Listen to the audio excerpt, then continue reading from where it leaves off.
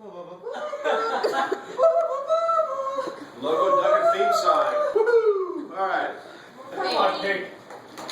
All right, so lesson 14. We are talking about sine, cosine, and tangent. That's the same theme song. Sine, cosine, and tangent. Abbreviated on your calculator as sin, cos, and tan. Not far. There we go. The whole end. Not just half it. All right, what type of triangles are we talking about? Right triangle. Right triangles. What type of triangles? Triangles. Wrong. Thanks, Nostradamus. Okay, let's draw a right triangle. Do you want this way or do you want it the other way? That way. Oh, that way. No, that This way. way? Keep it that way. The other way. It's easier the other way. Obviously, Easier yeah. way. Oh, you didn't vote. You know what? I think. No. How many of you read left to right? I don't know. Pretty sure all of you. Okay. I can change. Hey, You read left to right. thought you meant- Unless you do what, Hebrew, Arabic, lower languages. I read right to wrong. thought you meant like- Oh, no. This is good. Whatever. Okay, so what type of triangle is this? Right. Right triangles. And what do we call the long side? Hypotenuse. Hypotenuse. What do we call this side? Base. Legs. Or the legs. Okay. Because of how I did it, this is on the bottom. I could call this the base. It also could be called the leg. What do we call this side? Leg. Another leg. Or the height. So if we have in a right triangle, we have the hypotenuse, the long side. Then we have the other two sides. If they're both called a leg, at least in English, I don't know what it is in your country. If we call both of these legs, it should be helpful if we can figure out a way to specify which one was which. Yeah. So what we do is we pick one of these angles. I'm going to call this angle theta. A little detour here. You know what this means? Yes. Angle. Okay. In English, we have an alphabet where this is an A, and this is a B, and C, D, etc. The English alphabet. And a lot of times in math and science, we use letters for variables like X, Y, and Z, right? For variables. Sometimes we do A, B, C, or some other letters. It is very common in math and science to use English letters to represent numbers or lengths. And a lot of times what mathematicians and scientists do is there are certain things that they use Greek letters for instead. Why? I don't know. Because that gives us more options if we have the Greek alphabet also. And so we've got like alpha, beta, gamma, no. I forget how to do gamma, but we have a delta, etc., etc., etc. Yes, that one's used also. Well, one of the letters in the Greek alphabet is called theta, and it looks like this. So a lot of times, typically in math, we use X and Y to represent numbers, and most of the time, we use theta to represent an angle. So don't get scared just because you haven't seen this. This symbol is not something that we use regularly. All it is a letter. It's just another variable, and most of the time, it's an angle. There was your little, very tiny lesson in Greek. So if we call this angle theta, but the hypotenuse is still the hypotenuse.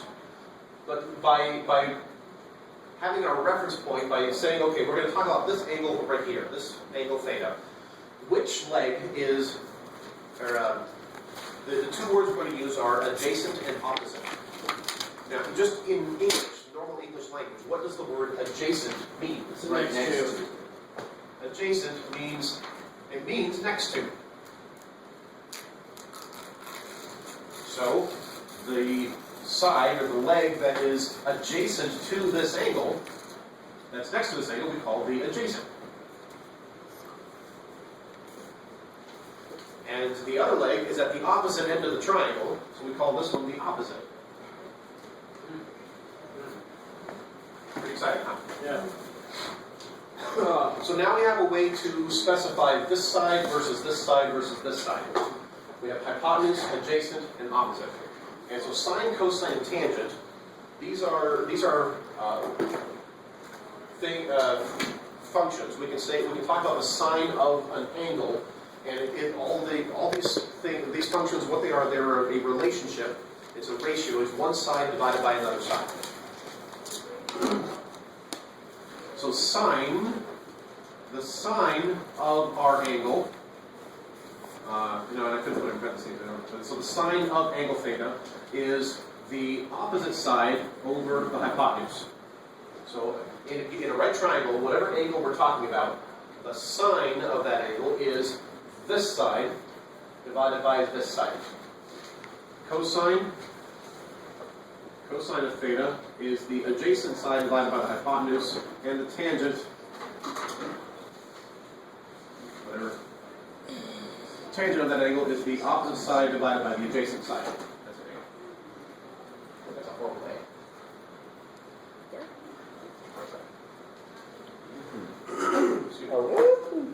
There are a couple of ways that you need to memorize this. If you don't already have it memorized, you need to memorize it. There are two common ways to memorize this. One of them is to think SOHCAHTOA.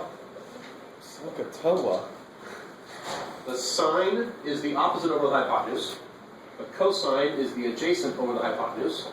And the tangent is the opposite over the adjacent. That's a common way to remember it. Another way that it does in the Algebra 2 book, they changed it in the Algebra 3 book, same publisher, I don't know why they changed it. But if you remember from last year, if you write it kind of like this, opposite over hypotenuse, cosine, tangent, adjacent over hypotenuse, opposite over adjacent. In the Algebra 2 book, it has a sentence where Oscar had a pear hold on Arthur. Whatever works for you. What's Oscar doing? Maybe you have something else that you use to remember it. One way or another, you need to be able to memorize this and be able to know which trigonometric function. This is trigonometry, by the way.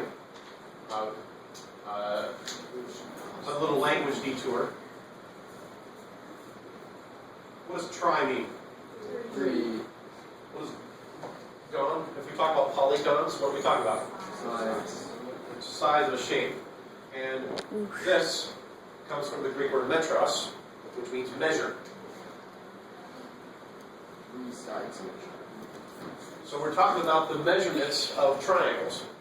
That's what trigonometry is. Okay. So sine, cosine, and tangent, they are trigonometric functions. Big fancy word. So what do we do with this? Big one thing to keep in mind is that these are functions. And we haven't specifically covered functions in this book. Hopefully you either know this or remember it. But a function means you plug something in and you get something out. If with the functions sine, cosine, and tangent, with those you feed in an angle. You plug in an angle into either sine, cosine, or tangent, and what you get out is a number. Now, your calculator also has the inverse trigonometric functions. The inverse trig functions. And if you don't know how to do that, usually you press the shift button or the second button on the calculator. So if you have a button that says sine, if you press press that button, you're doing the sine. If you do second function with that button, usually above that it'll have written this, above the button. Second means it's the second function for that button. So pressing the button does this, pressing second, and then the button does whatever it says for the button. So the inverse trigonometric functions, so sine minus, you have a little -1, cosine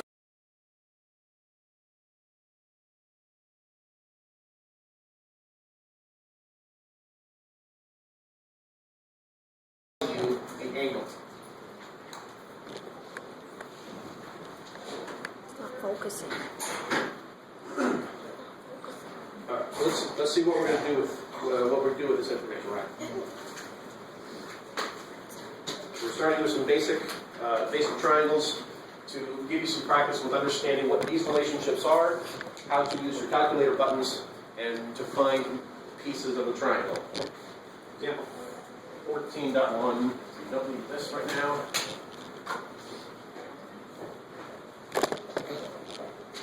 Example 14.1. We have a right triangle. This is a 36-degree angle. This is B, this is A. Why is there talking? That's what I thought. And we are looking for A and B. You realize you're the closest people to the microphone and the video camera, so if you're talking, that's what people on YouTube are going to hear. It wasn't focusing, so we're discussing strategies on how to focus. Is it still unfocused? I think it's focused now. Yeah. Is it focused? Yeah. Yeah, okay. Yes. It's a Yeah. scary look on your face. It's Too good. bad YouTube can't see it. Okay. Alright, so we have a triangle here, a right triangle. We don't know what this side is, we don't know what this side is. We know the hypotenuse is 6, and we know this angle is 36 degrees. Mm-hmm. And we want to find A and B. One at a time. Which one do you want to do first? B? You rep it, you. Okay. So if we are looking for B... Blue. I said blue, so we That's get right, you blue. did say blue. So if we want to find B, we're looking for B. What else do we know? We know the 6 and we know the 36 degrees. So in our trigonometric functions here, which one, sine, cosine, or tangent, for this angle involves the side that we know and the side we're looking for? That'd be. Sine. Sine, cosine, or tangent? Sine. That'd be Sine. opposite. Sine. Right, because this angle here, B is the side at the opposite end of the triangle, and this was the hypotenuse. So the opposite of the hypotenuse, that is sine. So if I set up my equation, the sine of my angle, the sine of 36 degrees, equals the opposite side, which is B, I already got over the hypotenuse. Yeah. Yeah. Yep. But first, you have to multiply both sides with 6. What? That'd be a great place to start. We're solving for B. We got B divided by 6. Do you want to multiply both sides by 6 right away? Yeah. That's fine. That cancels the 6's, and we have B equals 6 times the sine of 36 degrees. So if you punch that in on the calculator, there you go. Negative 3.5. Hold on one at a time. What? Negative 5.95. Negative 5.95. Anyone else get a different answer? That'd be 100. I choose. No. What? 3.5. What? 3.5. 3.53. Any other answers? Negative 35.74. Boy, we're having all kinds of fun with this, aren't we? Yes, we are. Any other answers for B?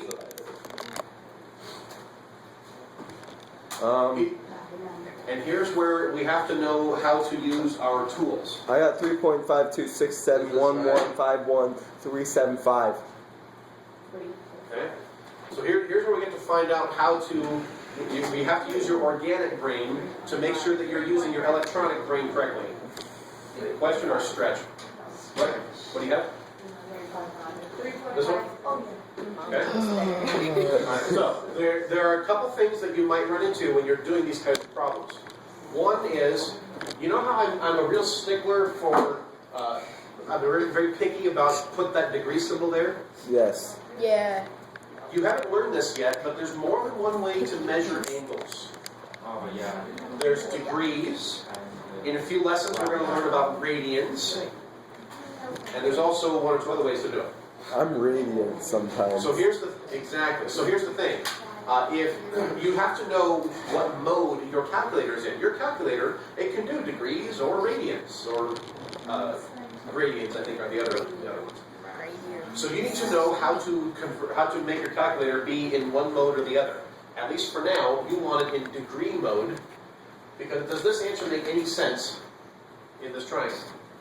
Oh, no. Nope, nope. Does this one make sense? Yep, yep, Does this one make sense? yep. Nope, nope, nope. Nope. You can't draw a triangle with where one side has a length of negative anything. Alright, so on your calculators, if you have the TI 80 something, TI 83, TI 84, if you press the mode button and arrow down to whatever line has degrees, radians, or whatever other options there are, and make sure that you are in degree mode. And I'm not sure how to do the scientific ones, but that's one of the things to watch for. If you are having trouble getting your calculator to the right mode, you can ask me in a few minutes. The other thing is, you have to make sure that you are, did you notice when you typed it in, most of your calculators, when you hit the sign button, did it automatically put a left parenthesis there? Yeah. Yep. Yes. And then you type the 36 here. How many of you type 6 and then times, and you hit the sign button, 36, and then you press enter? How many of you did that? Just out of curiosity? Okay. I just put the 6 in the Okay, so some calculators can do it just 6, sign 36. It's a good habit to get into.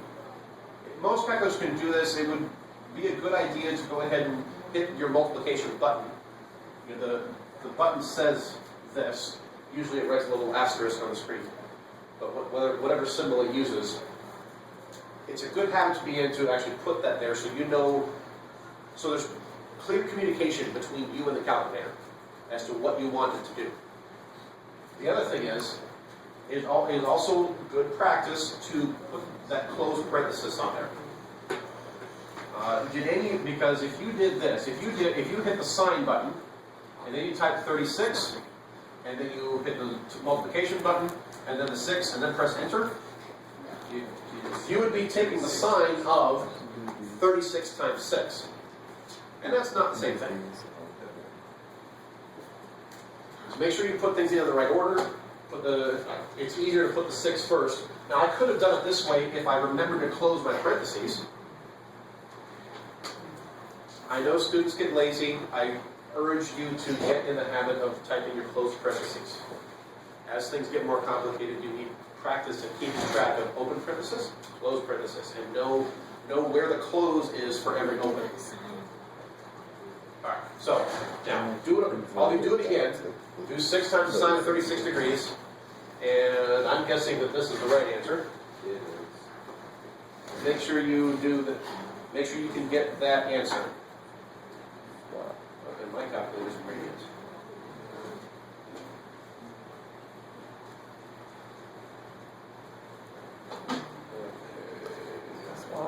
Yeah, I get 3.5267, etc., which is going to round to 3.53. So that's not the right answer. That's not the right answer. This is the right answer for B. And if you have the calculator, I can help you in a few minutes. All right. So what do we? A, we're going to do this. We're going to do the same thing, except a different color. A, we want to solve for A, is the same idea. We're looking for A. The other thing that we know is the 6, and we know the 36 degrees. So for the 36 degree angle, which two sides do we know? The hypotenuse and the adjacent. So which trig function, sine, cosine, tangent, which trig function relates the adjacent and the hypotenuse? Cosine. And you zoomed in. How very handy. So we write down a relationship. The cosine of this angle, of our 36 degree angle, equals the adjacent side, which is A, over the hypotenuse, which is 6. Let me show you another way to do this. Sometimes it's handy to take this, because we already have a fraction on this side of the equal sign. If we put this over 1 and treat it like a proportion, cross multiply. 1 times A is A, and then 6 times the cosine of 36 degrees. And now we know what, so then we have this, so you can type in 6 times the cosine of 36 degrees on the calculator, and you get, hopefully, do that real quick. 4.85. Hopefully you get 4.85.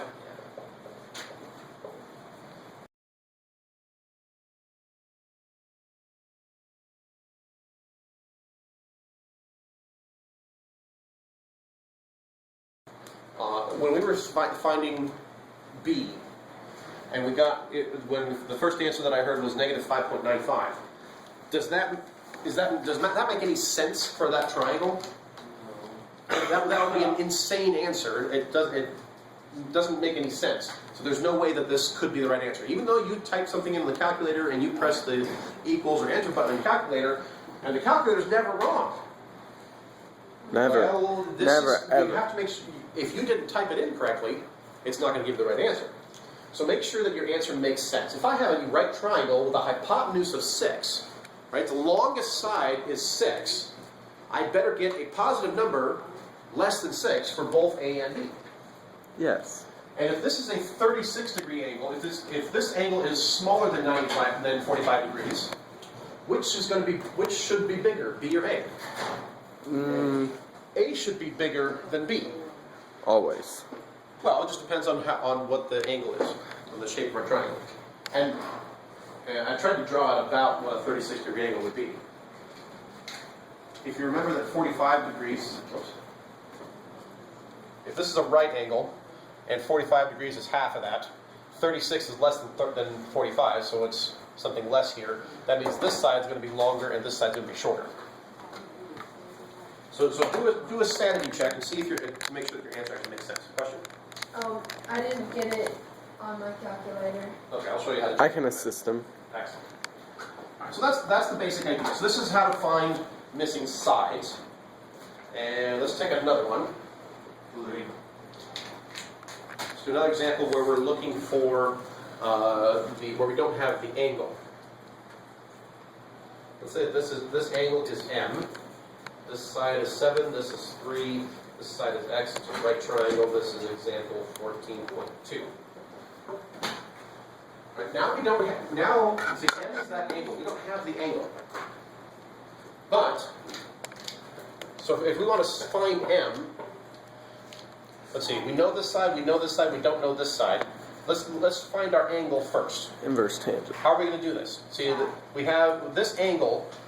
The two things that we know are these two sides. Which trig function am I going to use? Inverse.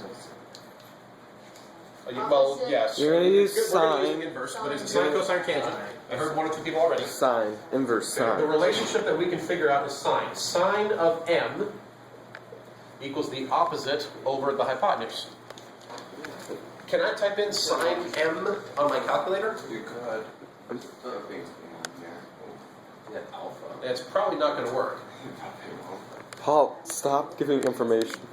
You gotta do the Wrong. So your hint is, if you don't know the angle, you can't take the sine of that angle. But if you do know what number, if you don't know the angle, you can't use sine, cosine, tangent. If you don't know the angle to get the number, but if you do know the number, that means you can use the inverse functions. If you know the number, you can use an inverse trig function to get the angle. So if the relationship here is sine, because we're talking about the opposite and the hypotenuse, that means what we can do is, if the sine of the angle equals this number, so that means the inverse sine of the number is going to give us the angle.